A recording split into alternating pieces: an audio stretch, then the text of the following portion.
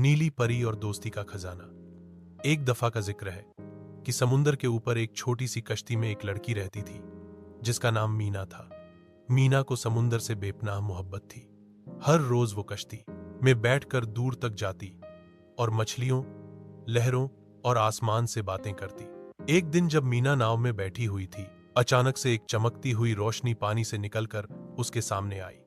वह रोशनी धीरे धीरे एक खूबसूरत नीली परी में बदल गई। उसका नाम नूरा था। नूरा परी ने मीना से कहा, मीना, मैं समुद्र की रखवाली करती हूं। तुम्हारी मासूमियत ने मुझे यहां बुलाया है। तुम चाहो तो मेरे साथ एक राज भरी दुनिया में चलो। मीना ने खुशी खुशी हां कह दी।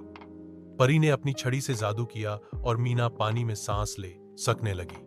दोनों मिलकर समुद्र के अंदर गए, जहां हर तरफ रंग बिरंगी मछलियां, मोतियों वाले शहर और दोस्ती से भरे हुए लोग रहते थे।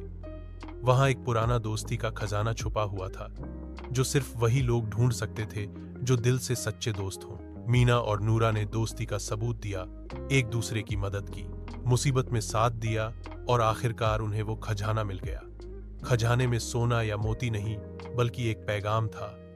असली खजाना दोस्ती, प्यार और ईमानदारी में छुपा होता है। मीना ने नूरा का शुक्रिया अदा किया और वापस अपनी कश्ती में आई।